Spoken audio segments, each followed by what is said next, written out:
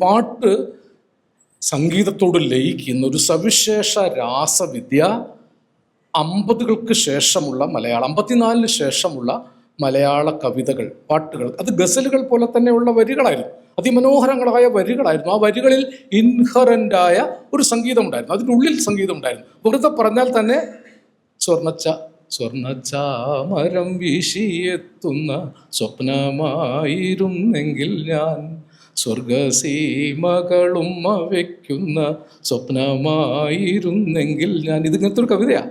ഈ കവിതയാണ് സ്വർണ്ണച്ചാമരം എന്നാക്കുന്നത്.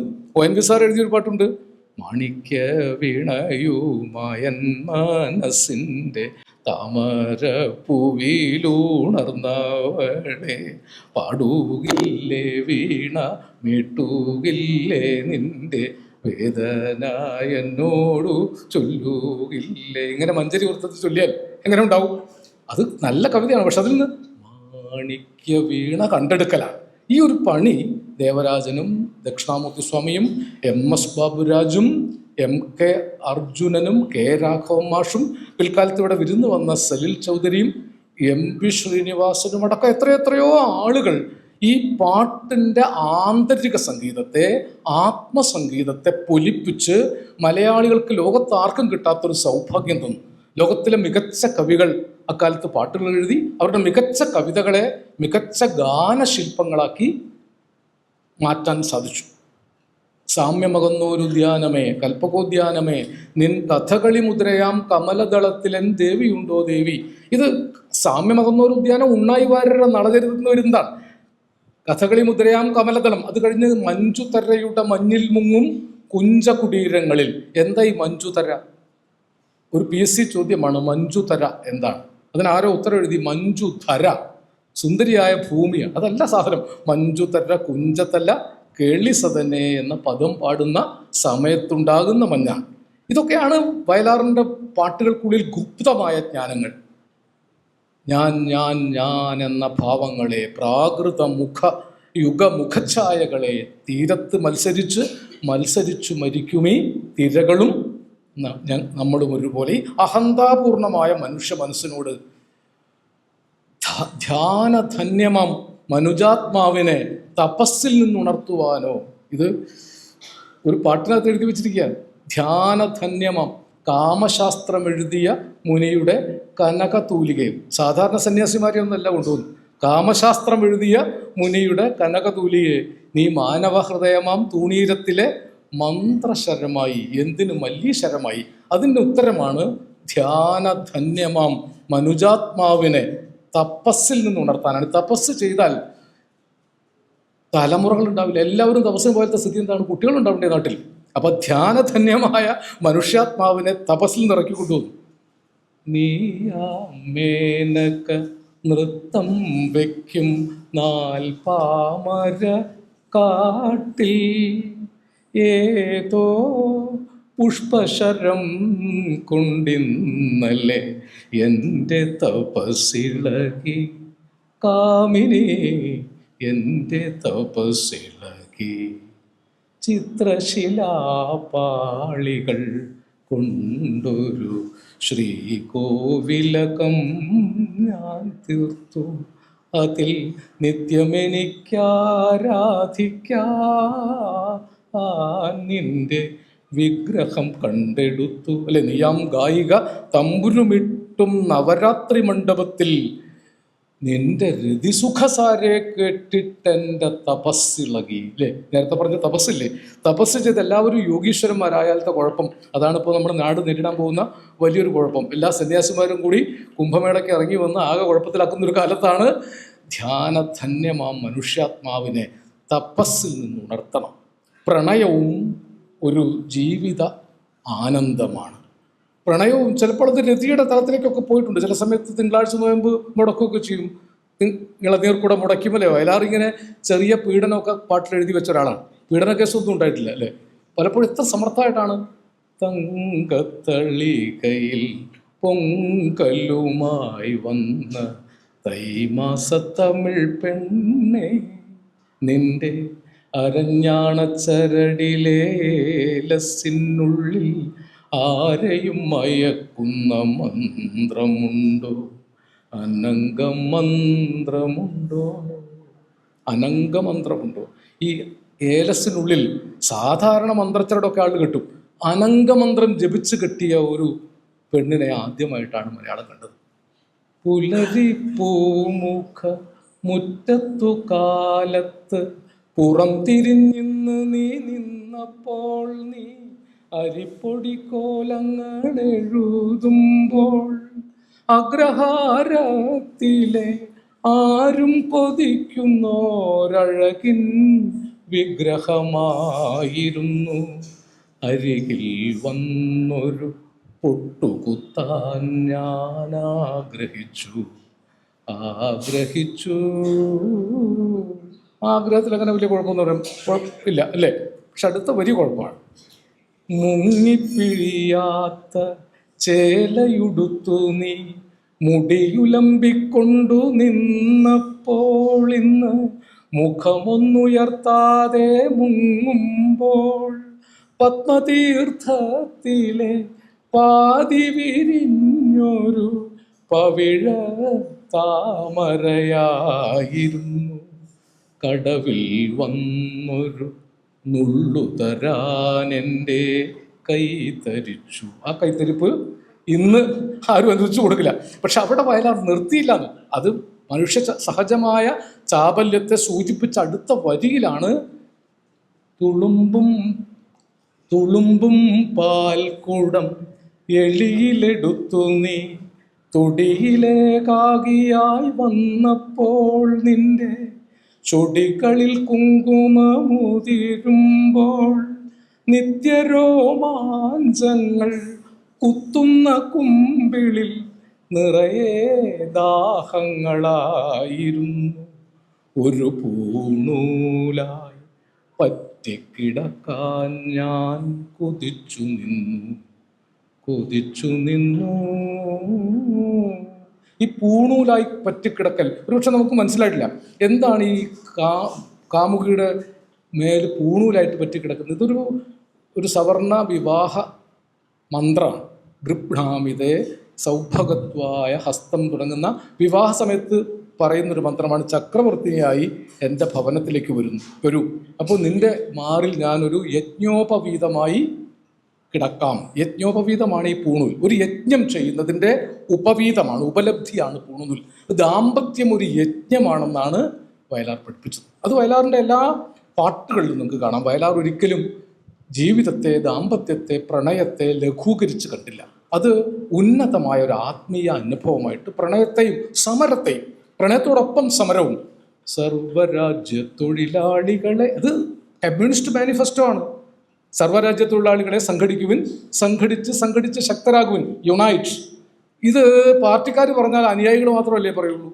പക്ഷെ വയലാർ ഇത് എഴുതിയപ്പോൾ സകല മൂരാശികളും സർവ്വരാജ്യ തൊഴിലാളികളെ എന്ന് പാടിക്കൂട്ട് നടന്നില്ലേ? കമ്മ്യൂണിസ്റ്റ് പാർട്ടികൾക്ക് വയലാർ നൽകിയ ഏറ്റവും വലിയ സംഭാവന സകലരെ കൊണ്ടും ഈ മാനിഫെസ്റ്റോ പഠിച്ചു. നഷ്ടപ്പെടുവാൻ വിലങ്ങുകൾ, കിട്ടാനുള്ളത് പുതിയൊരു ലോകം, തൊഴിലാളി, ഇത് തൊഴിലാളി, പിറന്ന നാടിൻ ജീവിത ഖനിയിലെ തൊഴിലാളി, വിതച്ചു കൊയ്യാൻ ഞങ്ങൾക്കൊരു പിടി മണ്ണ് തരൂ, വരുന്നു ഞങ്ങൾ, ഫാക്ടറി വാതിൽ തുറന്നു തരൂ, നക്ഷത്രങ്ങളെ സാക്ഷി, നവഗ്രഹങ്ങളെ സാക്ഷി, യാത്രയായി, അന്ത്യയാത്രയായി ഈ യാഗഭൂമിയിലെ രക്തസാക്ഷി, മർദ്ദിതരെ, ചൂഷകരെ, നിരാശ്രയരെ, ഈ നീതിമാന്റെ ദുഃഖത്തിൽ നമുക്ക് പങ്കില്ലേ?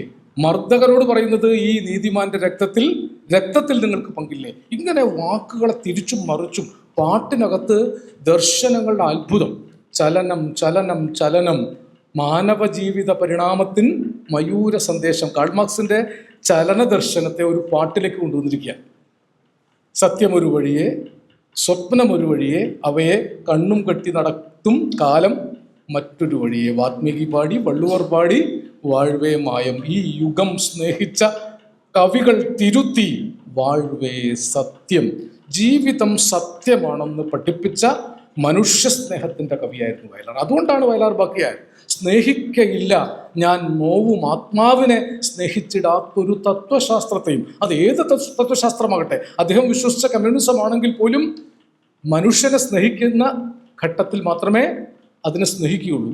അങ്ങനെ പറയാൻ ധൈര്യം കാണിച്ച കവിയാണ്. അപാരമായ മനുഷ്യ സ്നേഹത്തിൽ നിന്നാണ് ഏറ്റവും താഴെത്തട്ട പട്ടിലെ മനുഷ്യരുടെ ജീവിതമാണ്. തങ്കവിളക്കത്ത് കന്നി നിലാവത്ത് തക്കിളി നോക്കും താരകളെ, പാവങ്ങളല്ലല്ലോ നിങ്ങൾ, പട്ടിണിക്കാരല്ലല്ലോ. പട്ടിണിക്കാരുടെ പ്രശ്നമുണ്ട്. അമ്മേ അമ്മേ അമ്മേ, നമ്മുടെ അമ്പിളി അമ്മാവൻ എന്ന് വരും. അമ്പിളിത്താരക കുഞ്ഞിൻ്റെ കൂടെ അത്താഴമുണ്ണാൻ പാവങ്ങളാണേലും ഞങ്ങൾ പായസച്ചോറ് തരാം. കൊടുക്കാവുന്ന ഏറ്റവും മുന്തിയ വിഭവം കഞ്ഞി കുടിക്കുന്ന ഞങ്ങൾ പായസച്ചോറ് ഉണ്ടാക്കി തരാമെന്ന് അമ്പിളി മാവനോട് പറഞ്ഞ വെറുത്തുകൊള്ളൂ തെണ്ടികൾ, ഞങ്ങളെ വെറുത്തുകൊള്ളൂ നിങ്ങൾ, പക്ഷേ വിശന്ന വയറിൽ തീ എരിയുമ്പോൾ വീണ വായിക്കരുതേ. അങ്ങനെ പാട്ട് കേട്ടിട്ടുണ്ട്. ജനിച്ചു പോയി മനുഷ്യനായി ഞാൻ, ജനിച്ചു പോയി. തെരുവ് തണ്ടികളുടെ നാവുമായിരുന്നു വയലാർ. കന്യാകുമാരിയും കാശ്മീരും കണ്ണുപൊട്ടൻ ഒരുപോലെ, കർത്താവും അള്ളാഹുവും അയ്യപ്പനും കണ്ണുപൊട്ടന് ഒരുപോലെ, ഈശ്വരൻ മറ്റൊരു ലോകത്തുണ്ടെന്ന് സ്വപ്നം കാണുന്നവരെ, വെറുതെ സ്വപ്നം കാണുന്നവരെ, ഇവിടെ തന്നെ ദൈവവും ചെകുത്താനും രണ്ടും കണ്ടിട്ടുള്ളവരല്ലോ തെണ്ടികൾ ഞങ്ങൾ. രണ്ട് പാട്ടിലാണ്. വെറുത്തുകൊള്ളൂ തെണ്ടികൾ, നിങ്ങളെ വെറുത്തുകൊള്ളൂ. ഈ തെണ്ടികളും തെരുവാധാരമായ മനുഷ്യരും അവരുടെ ജീവിതത്തിൻ്റെ കൂടെയും നിന്നു. അതോടൊപ്പം ഈ പറയുന്നത് പോലെ വെൺചന്ദ്രലേഖയൊരു അപ്സര സ്ത്രീ, വിപ്രലംബ ശൃംഗാര നൃത്തമാടാൻ വരും അപ്സര സ്ത്രീ. അത് വിപ്രലംബ ശൃംഗാരത്തിൻ്റെയും സംഭോഗ ശൃംഗാരത്തിൻ്റെയും ഒക്കെ കലർപ്പുള്ള സുസംസ്കൃത പദ ജഡിലമായ, അതാണ് വയലാർ സവർണ കവിയാണെന്നൊക്കെ ചില കവിക്കാടൊക്കെ വിളിച്ചുകൊണ്ട് പറയും. പക്ഷേ അദ്ദേഹത്തിൻ്റെ മുഴുവൻ വായിക്കാത്തതുകൊണ്ട് കേൾക്കാത്തതുകൊണ്ടാണ്. മേലേ മാനത്തെ നീലിപ്പുലയിക്ക് മഴ പെയ്താൽ ചോരുന്ന വീട്, അവളെ പ്രേമിച്ച പഞ്ചമി ചന്ദ്രന് കനകം മേഞ്ഞൊരു നാലുകെട്ട്. ഇതിൽ വല്ല സംസ്കൃതമുണ്ട്. ഇത് വായിച്ചാൽ ആർക്കെങ്കിലും മനസ്സിലാവുകയുള്ളൂ. മേലേമാനത്തെ നീലിപ്പുലയ്ക്ക്, ഈ നീലിപ്പുലയുടെ കൂടെ നിന്നിട്ടാണ് ആ പാട്ട്. ഇതൊക്കെ നാട്ടുപാട്ടുകളിൽ നിന്ന് ഉണ്ടാക്കിയതാണ്. വയലാറിൻ്റെ പാട്ടുകളുടെ അത്ഭുതകരമായ റേഞ്ചാണ് നമ്മളെ അത്ഭുതപ്പെടുത്തുക മാത്രമല്ല, നമ്മളെ മോഹിപ്പിച്ചുകൊണ്ടിരിക്കുന്നത്. ഇന്നും ചില പ്രണയഗാനങ്ങളിലൊക്കെ കാലാതിവർത്തിയായ സങ്കല്പങ്ങൾ കൊണ്ടുവന്ന് നിറച്ച്, ഒരുപക്ഷെ അടുത്ത നൂറ്റാണ്ടിലെ കുട്ടികൾക്ക് പോലും പ്രണയത്തിന് കടം കൊള്ളാൻ ഈ വരികളൊക്കെ ഉണ്ടാവും. പ്രണയത്തിൻ്റെ സൗന്ദര്യമണ്ഡലം അസ്തമിച്ചുകൊണ്ടിരിക്കുകയാണ്. പ്രണയം വളരെ വരണ്ടു പോകുന്ന ഒരു അവസ്ഥയിലേക്ക് പോകുമ്പോൾ സൗന്ദര്യം കൊണ്ടാണ് പ്രണയത്തെ നമ്മൾ പൊലിപ്പിക്കുന്നത്. ആ പൊലിപ്പിച്ചെടുക്കലിൻ്റെ അനവധി ഉദാഹരണങ്ങൾ. ദേവദാരു പൂത്ത നാളൊരു ദേവകുമാരിയെ കണ്ടു ഞാൻ, വേദനയിൽ അമൃതു തൂകിയ ദേവകുമാരിയെ കണ്ടു ഞാൻ. ആ ദേവകുമാരിയിൽ ഈ വേദനയിൽ അമൃതു തൂകുന്ന ഒരുവളുണ്ട്.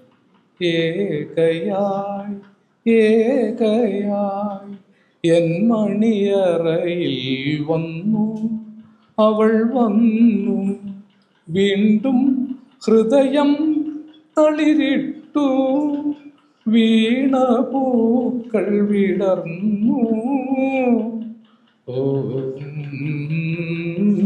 അതുകൂടി ഉണ്ടായിരുന്നു അല്ലേ? ദേവദാരു, ഈ വീണപൂക്കൾ വിരിയുന്ന ഏതൊക്കെ സന്ദർഭത്തിലാണ്. എനിക്ക് അത്ഭുതം തോന്നിയിട്ട് ഒരു പാട്ട്, സന്ധ്യമയുന്നേരം ഗ്രാമ ചന്ത പിരിയുന്ന നേരം. ആ പാട്ട് കൊടുത്തപ്പോൾ ദേവരാജ മാഷ് പറഞ്ഞു, ഈ ചന്ത അവിടെ നിന്ന് പോയിക്കൂടെ, ചന്ത പാട്ടിൽ വന്നാൽ ശരിയുള്ളൊരു വാക്കല്ലല്ലോ. അപ്പോൾ എല്ലാവരും പറഞ്ഞു, വേറെ ഏതെങ്കിലും വാക്ക് ചേർക്കാൻ പറ്റുമോ നോക്കിക്കോളൂ. അനവധി തവണ പരിശ്രമിച്ചിട്ടും ചന്ത അവിടെ നിന്ന് മാറ്റാൻ പറ്റിയില്ല. ചന്ത തന്നെയാണ്. കാട്ടുതാറാവുകൾ ഇണകളെ തിരയും കായലിനരിയിലൂടെ, കടത്തുവഞ്ചികളിൽ ആളെ കയറ്റും കല്ലൊതുക്കുകളിലൂടെ. ഇത് നോൺ പോയറ്റിക്കായ വരികളാണ്. ആളെ കയറ്റുക എന്നൊക്കെ ഒരു കവിതയിൽ ഉപയോഗിക്കുന്ന ഒരു ഭംഗിയില്ല. പക്ഷെ അവിടെ അഭംഗിയില്ലാതെയാണ് ഇത് ചേർത്തിരിക്കുന്നത്. ഇങ്ങനെ സാധാരണ പദങ്ങളെ, സംസ്കൃത പദങ്ങളെ, ലോകകാവ്യ ദർശനങ്ങളെ നമ്മെ പഠിപ്പിച്ചു.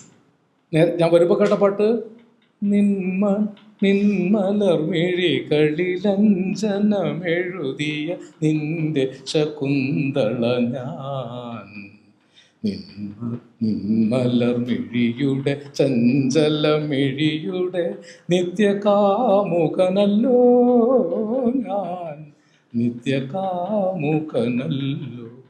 മാലിനി നദിയിൽ കണ്ണാടി നോക്കും മാനേ. നമ്മളെയൊക്കെ മാലിനി നദീ തീരത്തേക്ക് കൊണ്ടുപോയി നമ്മളെ ശകുന്തളമാരാക്കി. കാളിദാസൻ മരിച്ചു, കണ്ണുമാമുനി മരിച്ചു, അനസൂയ മരിച്ചു, ശകുന്തള മരിച്ചു, വയലാർ മാത്രം മരിച്ചില്ല. അതാണ്, ബാക്കിയുള്ളവരൊക്കെ മരിച്ചുപോയി. വയലാർ എടുത്ത് പ്രയോഗിച്ചവരൊക്കെ മരിച്ചുപോയി, വയലാർ മാത്രം മരിച്ചില്ല, മരിക്കുകയുമില്ല. കാരണം ഈ അമരദിനം ഉണ്ടായത് വയലാർ സ്വയം അനുഭൂതിയുടെ ഏതൊക്കെ തലങ്ങളാണ്. ഒരു തലത്തിലല്ല വയലാർ എഴുതിയത്.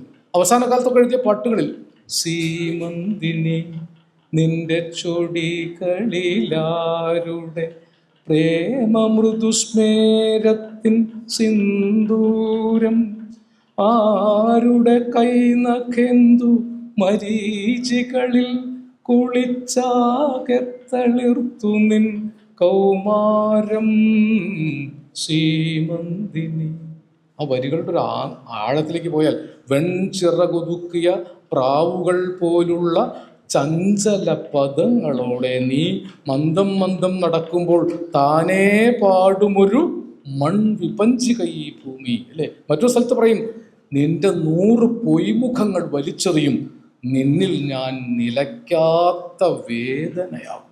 പ്രണയം എന്നത് നിലയ്ക്കാത്ത വേദനയാണെന്ന് കണ്ടുപിടിച്ച കവിയാണ്. അതുകൊണ്ടാണ് പിരിഞ്ഞു പോകും നിനക്കിനി ഈ കഥ മറക്കുവാനേ കഴിയൂ, നിറഞ്ഞ മാറിലെ ആദ്യ നഖക്ഷതം മറയ്ക്കുവാനേ കഴിയൂ എന്ന് വയലാർ എഴുതിയത്. വയലാർ വിപ്രലംബ ശൃംഗാരം, വിരഹം, പ്രണയം, സമരം, ചരിത്രം എത്രയോ ചരിത്രം കവിതയിലൂടെ ചരിത്രം.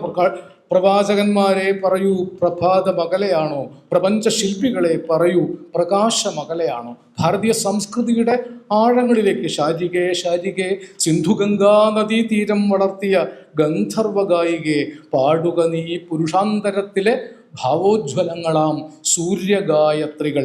പണ്ട് നിൻ സംഗീത തീർത്ഥക്കരകളിൽ പർണകുടീരങ്ങൾ നിർമ്മിച്ചിരുന്നവർ അദ്വൈതസാരം മുളയ്ക്കുവാൻ ഈ മണ്ണിൽ തത്വമസിയുടെ വിത്ത് വിതച്ചവർ. ഇങ്ങനെ ഭാരതീയ ദർശനം പത്മതീർത്ഥമേ ഉണരൂ, മാനസ പത്മതീർത്ഥമേ ഉണരൂ. അതിൽ പറയുന്നുണ്ട്, അടിമ കിടത്തിയ ഭാരത പൗരൻ ഉണരാൻ പ്രകൃതി ചുമരുകളോളം സർഗപ്രതിഭ പറന്നു നടക്കാൻ. എന്തൊരു സങ്കല്പമാണ്!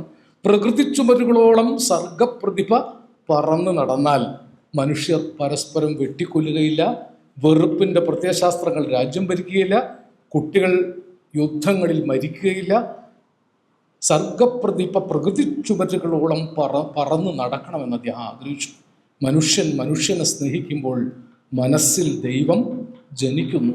മനുഷ്യനെ വെറുക്കാൻ തുടങ്ങുമ്പോൾ മനസ്സിൽ ദൈവം മരിക്കുന്നു. വളരെ ലളിതമായിട്ടാണ് ഫിലോസഫി. ഏത് പ്രതിസന്ധിയിലും ദൈവം അമ്പലത്തിലോ പള്ളിയിലോ ചർച്ചിലോ അല്ല, നിങ്ങളുടെ ഹൃദയത്തിൽ, നിങ്ങളുടെ സ്നേഹത്തിലാണ് ദൈവമുള്ളത്. ഇത് ആവർത്തിച്ച് വയലാർ പറഞ്ഞു, മാനത്ത് ദൈവമില്ല, മണ്ണിലും ദൈവമില്ല, മനസ്സിനുള്ളിലാണ് ദൈവം.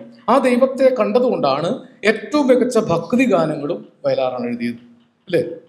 നെഞ്ചിലെ വെളിച്ചത്തിൻ കതിരെടുത്ത് അതിൽ നിൻ പ്രസാദം ചാലിച്ച് നെറ്റിയിലിട്ട് വെളുത്ത ഭസ്മത്തിനാൽ അഭിഷേകം, നിത്യ കളഭ ചന്ദനങ്ങളാൽ അഭിഷേകം. അയ്യപ്പന് ഇത്രയും നല്ലൊരു അഭിഷേകം വേറൊരാൾ ചെയ്തിട്ടുണ്ടാവില്ല.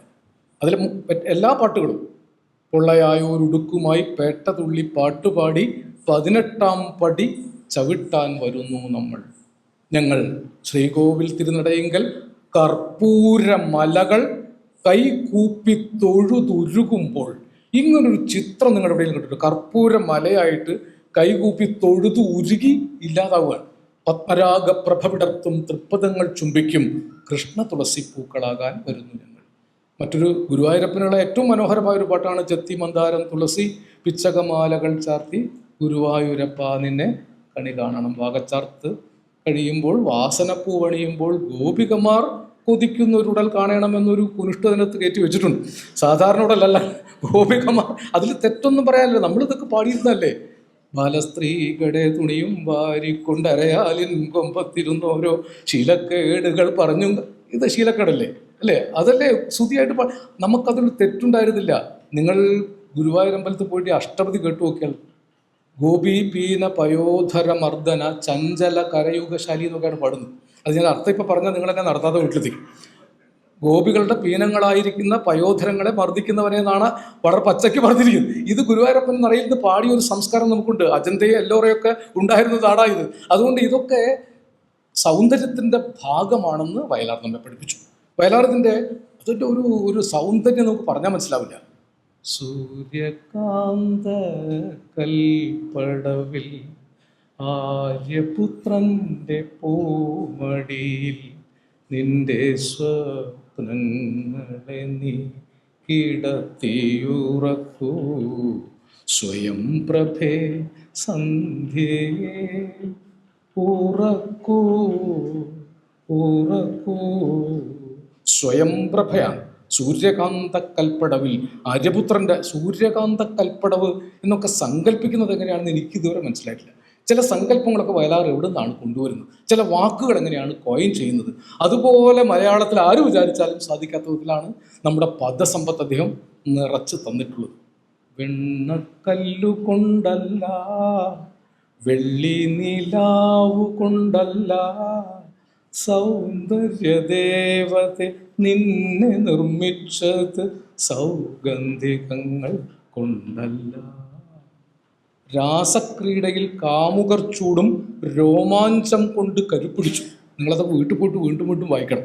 രാസക്രീഡയിൽ കാമുകർ ചൂടും രോമാഞ്ചം കൊണ്ട് കരുപ്പിടിച്ചു, പ്രേമമെന്ന വികാരമുരുക്കി കാമദേവൻ തീർത്തതാണ് ഈ കാമുകിയെ. ഇങ്ങനെയുള്ള കാമുകിമാരാണ്. അവരെയാണ് പ്രേമിച്ച് നിന്നെ ഞാനൊരു ദേവസ്ത്രീയാക്കും, കാടായ കാടുകൾ മുഴുവൻ ഞാനൊരു കതിർമണ്ഡപമാക്കും. ഇത് ഈ ഇതപര്യന്തമുള്ള കാവ്യ സംസ്കൃതിയുടെ സൗന്ദര്യങ്ങളെ ചേർത്താണ്. കാറ്റിൽ ഇളം കാറ്റിൽ ഒഴുകി വരും ഗാനം, മന്ത്രം പറയുന്ന പോലെയാണ്. ഒരു കാണാക്കുയിൽ പാടും കളമുരളി ഗാനം. അത് ആത്മവിപഞ്ചികയിൽ മധുമാസ പൗർണമിയിൽ പണ്ട് മാലിനി തീരത്ത് ശകുന്തള പാടിയ പാട്ടാണ്. അപ്പുറത്ത് അടുത്ത വരിയിൽ അത് കൃഷ്ണനും രാധയുമാണ്. ഇങ്ങനെ പ്രണയബിംബങ്ങൾ. ഒരു പാട്ടിൽ സോളമൻ്റെ ഉത്തമഗീതം, സോങ് ഓഫ് സോങ്സ്, ബൈബിളിലെ പഴയ നിയമത്തിലെ ഭാഗമാണ്. അതിലാണുള്ളത്, നമുക്ക് ഗ്രാമങ്ങളിൽ ചെന്ന് രാപാർക്കാം, അതികാലത്ത് എഴുന്നേറ്റ് മുന്തിരിത്തോട്ടങ്ങളിൽ പോയി മുന്തിരിവള്ളികൾ തളിർത്തിരിക്കുന്നോ എന്നും മാതളനാരകം പൂത്തിരിക്കുന്നോ എന്നും നോക്കാം.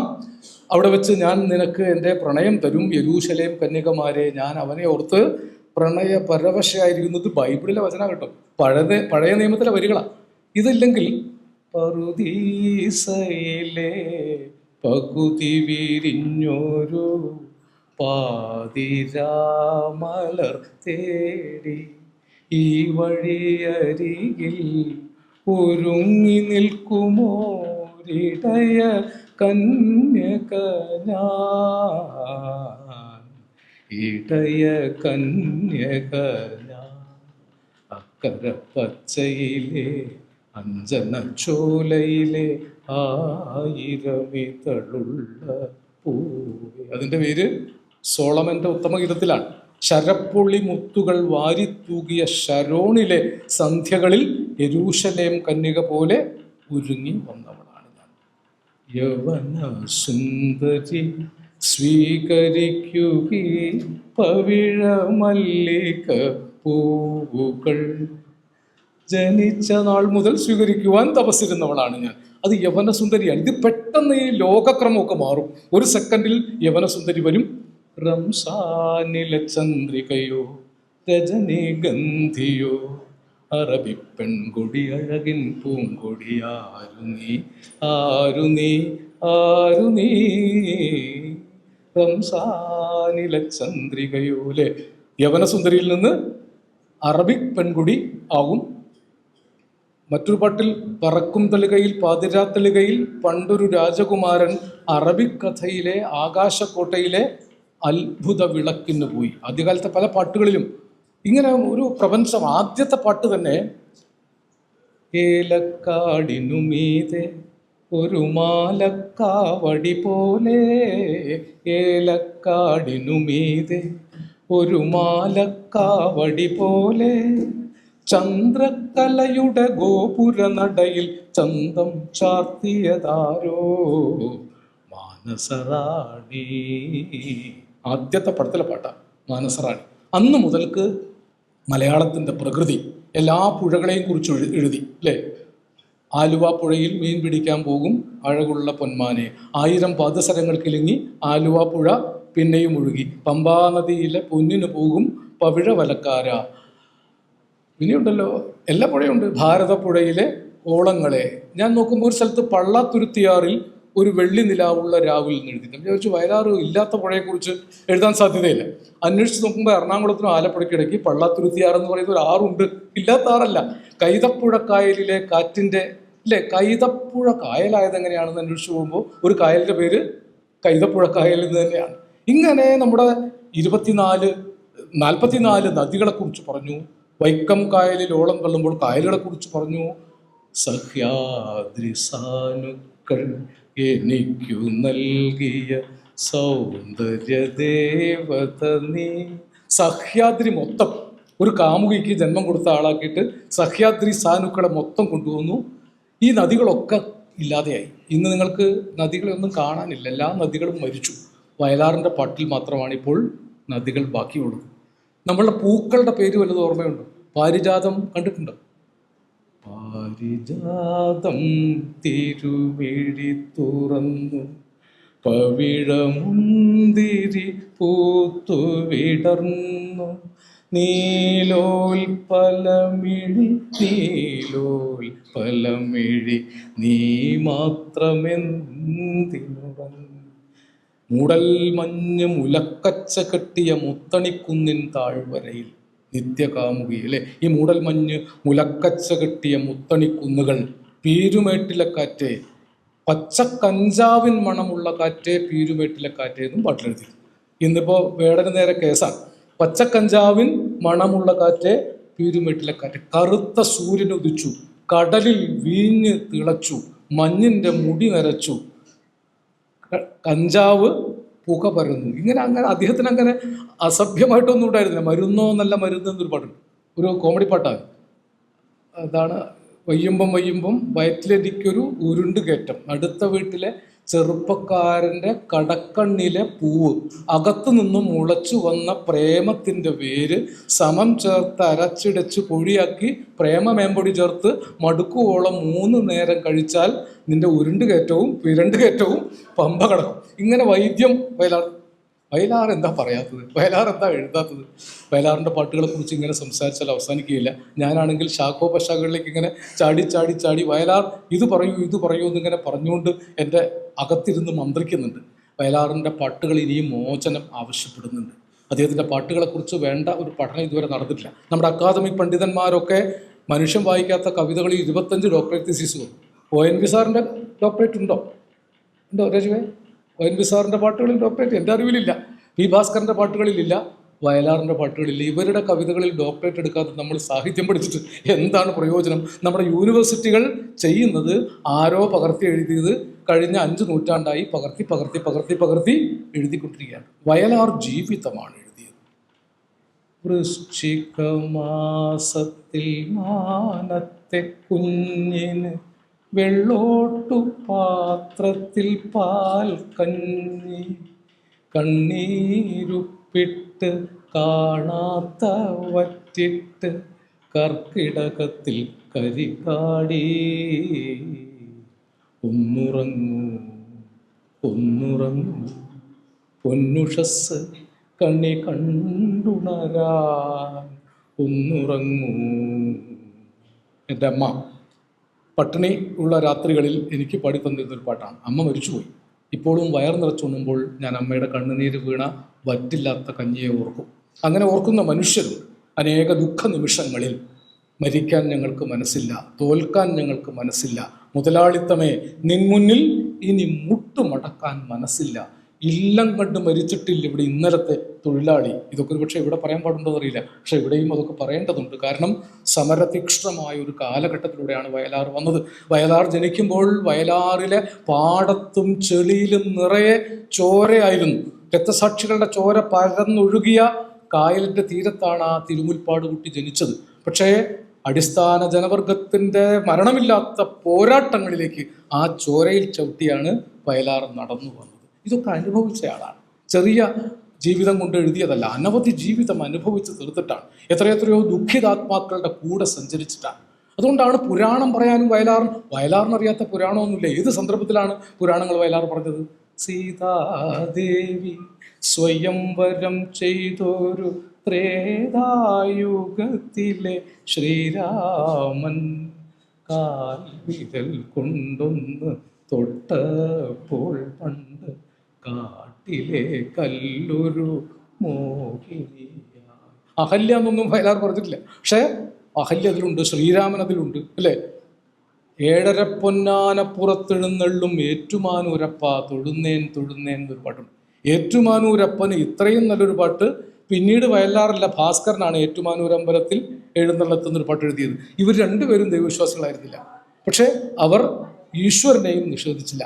മനുഷ്യനുമായി ബന്ധപ്പെട്ട യാതൊന്നും വയലാർ നിഷേധിച്ചില്ല. ഒരു പാട്ടിൽ കാമുകിയുടെ ഹൃദയം പറയുന്നൊരു പാട്ടുണ്ട്. ഒരു പക്ഷേ അത് കുന്നത്ത് നിന്നത് ആ ചൂട്ട് കാണുന്നൊരു നാടൻ പാട്ടിൽ നിന്നുണ്ടായൊരു പാട്ടാണ്.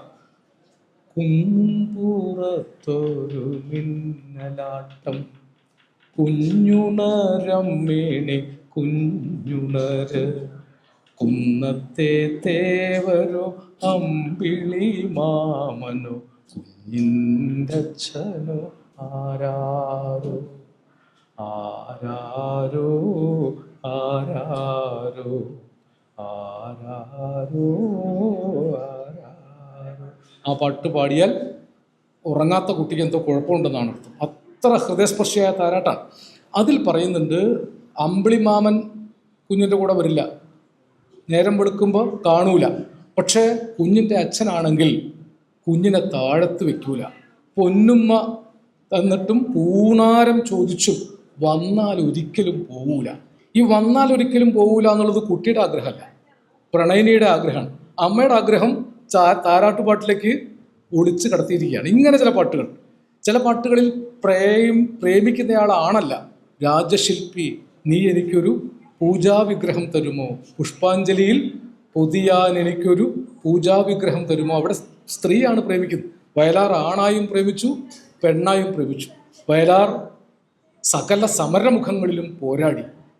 പ്രണയത്തിനു വേണ്ടി, സ്നേഹത്തിനു വേണ്ടി ജീവിതം അവസാനിക്കാത്ത പോരാട്ടമാക്കി മാറ്റി. നിലച്ചിരിക്കാത്ത ഏതോ ജീവിച്ചു മതിയാവാത്ത നിമിഷത്തിൽ മരണം വന്ന് വിളിച്ചു കൊണ്ടുപോയെങ്കിലും കയ്യിലൊരു ഇന്ദ്രധനുസ്സുമായി കാറ്റത്ത് പെയ്യുവാൻ വരുന്നുണ്ട് വയലാർ രാമവർമ്മ. വൈകിയെത്തിയ തുലാവർഷം നിങ്ങൾ പുറത്തിറങ്ങി പാളയത്ത് നോക്കിയാൽ പാളയം രക്തസാക്ഷി മണ്ഡപം കാണാം. പാളയം രക്തസാക്ഷി മണ്ഡപത്തിൽ 1957 പാളയം രക്തസാക്ഷി മണ്ഡപം ഇവിടെ അടുത്തല്ലേ. പാളയം രക്തസാക്ഷി മണ്ഡപത്തിൽ 1957 1857 ആദ്യത്തെ സ്വാതന്ത്ര്യ സമരത്തിൻ്റെ സ്മരണ പുതുക്കാൻ ആദ്യത്തെ കേരളത്തിലെ ഗവൺമെൻറ് ഒരു പാട്ടെഴുതാൻ ആളുകളെ അന്വേഷിച്ച് നാട് നീളെ നടന്നു. അങ്ങനെയാണ് വയലാർ രാമവർമ്മയെ പിടിച്ചു കൊണ്ടുവന്ന് കുറഞ്ഞ സമയം കൊണ്ട് എഴുതി കൊടുത്തതാണ് ബലികുടീരങ്ങളെ, സ്മരണകളിരമ്പും രണസ്മാരകങ്ങളെ, ഇവിടെ ജനകോടികൾ ചാർത്തുന്നു നിങ്ങളിൽ സമര പുളകങ്ങൾ തൻ സിന്ദൂരമാലകൾ, ഹിമഗിരി മുടികൾ കൊടികൾ ഉയർത്തി കടലുകൾ പടഹമുയർത്തി യുഗങ്ങൾ നീന്തി നടക്കും ഗംഗയിൽ വിരിഞ്ഞു താമരമുകുളങ്ങൾ, ഭൂപടങ്ങളിൽ ഒരു ഇന്ത്യ നിവർന്നു ജീവിതങ്ങൾ തുടലൂരി എറിഞ്ഞു, ചുണ്ടിൽ ഗാഥകൾ കരങ്ങളിൽ ഈ പൂച്ചെണ്ടുകൾ പുതിയ പൗരനുണർന്നു. അത് വയലാർ കണ്ടതാണ്. സ്വാതന്ത്ര്യ സമരത്തിൻ്റെ തീച്ചൂളയിൽ നിന്നാണ്. ഒരുപക്ഷെ അത് വയലാർ പല പാട്ടുകളിൽ ആവർത്തിച്ചിട്ടുണ്ട്. രക്തസാക്ഷികളെ രണാങ്കണങ്ങളിൽ ഇന്ത്യ വിടർത്തിയ രാജമല്ലിപ്പൂവുകളെ, നിങ്ങളുടെ അന്ത്യശ്വാസമുണർന്ന് കൊടുങ്കാറ്റൂതിയ മണ്ണിൽ സഖാക്കളെ. ഒരുപക്ഷെ സ്വാതന്ത്ര്യ സമരത്തിൽ നിന്ന് തുടങ്ങി സഖാക്കളെ മുന്നോട്ട് എന്ന കൃഷ്ണപിള്ളയുടെ വാക്കിലെത്തുന്ന ഇന്ത്യൻ രാഷ്ട്രീയ ദിശാപരിണാമങ്ങൾ മുഴുവൻ അതിൽ അടയാളപ്പെടുത്തി. കുതുമ്പുവെള്ളം തുഴഞ്ഞു വരും കൊച്ചു പുലക്കള്ളി, നിന്റെ കൊയ്ത്തരിവാൾ തീർത്തത് ഏതൊരു കൊല്ലപ്പണിക്കെത്തി. അങ്ങനൊരു കൊല്ലപ്പണിക്കാരെത്തിയെ നിങ്ങൾ കണ്ടിട്ടാവില്ല. ഉണ്ണിയാർച്ച പെണ്ണിന് പണ്ട് ഉറുമി തീർത്ത കൊല്ലത്തി, കന്നി തുലാ കാർമുകിലിന് വില്ല് തീർത്ത കൊല്ലത്തി, ഉദിക്കുമ്പം ചുവക്കുന്ന മാനത്ത് ഉലയൂതി തീ പടർത്തണ കൊല്ലത്തി, വയലാറിലെ കുടിലുകൾക്ക് വിളക്ക് തീർത്ത കൊല്ലത്തി. ഇങ്ങനെ ഒരു കൊല്ലപ്പണിക്കാരത്തിയെ, ഒരു തൊഴിലാളി സ്ത്രീയെ, അനേക മനുഷ്യരെ സ്വപ്നത്തിൻ്റെ ഭാഷയിൽ, സ്വപ്നങ്ങളെ, നിങ്ങൾ സ്വർഗകുമാരികളല്ലോ, നിങ്ങൾ ഈ ഭൂമിയിൽ ഇല്ലായിരുന്നെങ്കിൽ നിശ്ചലം ശൂന്യമീ ലോകം. ഇന്ദ്രനീലം കൊണ്ട് മാനത്ത് തീർത്തൊരു ഗന്ധർവ രാജാങ്കണത്തിൽ ഗന്ധർവ രാജാങ്കണത്തിൽ അപ്സരകന്യകൾ നട്ടുവളർത്തിയ ചിത്രശലഭങ്ങൾ നിങ്ങൾ, സ്വർഗത്തിൽ നിന്നും വിരുന്നു വരാറുള്ള ചിത്രശലഭങ്ങൾ നിങ്ങൾ. ആ സ്വപ്നങ്ങൾ അവശേഷിപ്പിച്ചിട്ടാണ് വയലാർ പോയത്. സ്വപ്നം കാണാൻ മലയാളികളെ പഠിപ്പിച്ചത് വയലാറാണ്. സ്വർണ്ണച്ചാമരം വീശിയെത്തുന്ന സ്വപ്നമായിരുന്നെങ്കിൽ ഞാൻ, സ്വർഗസീമകൾ ഉമ്മ വയ്ക്കുന്ന സ്വപ്നമായിരുന്നെങ്കിൽ ഞാൻ, ഹർഷലോലനായി നിത്യവും നിന്റെ നിത്യതൂലികാശയിൽ വന്ന് പൂവിടുമായിരുന്നു എന്ന് പറഞ്ഞ കവിയുടെ സ്വപ്നങ്ങൾ 2025 മലയാളികളെ ആത്മഹത്യ ചെയ്യാതെയും ക്രിമിനലുകളാകാതെയും ആൻറ്റി ഡിപ്രസൻ്റ് ഗുളികകൾ കഴിക്കാതെയും ജീവിക്കാൻ ശക്തി പകരുന്നുണ്ട്. അതുകൊണ്ട് ഞാൻ ഇനി നീട്ടിക്കൊണ്ടുപോയാൽ പാട്ട് കുഴപ്പത്തിലാവും. ഇപ്പോൾ ഞാൻ 1 മണിക്കൂറിലധികം സംസാരിച്ചു. 1.5 മണിക്കൂറായോ? 1.5 മണിക്കൂറായോ? അയ്യോ ക്ഷമിക്കണം. ഞാൻ പ്രസംഗിച്ചപ്പോൾ സമയം പോയത് അറിഞ്ഞില്ല, നിങ്ങളും അടുത്തതായിട്ട് കാണിച്ചില്ല. അതുകൊണ്ടാണ് ഞാൻ പ്രസംഗിച്ചു പോയത്. വേണമെങ്കിൽ 1.5 ദിവസവും എനിക്ക് സംസാരിക്കാം. നിങ്ങളൊരു വയലാർ സപ്താഹം നടത്തുകയാണെങ്കിൽ 7 ദിവസവും വന്ന് സംസാരിക്കാം.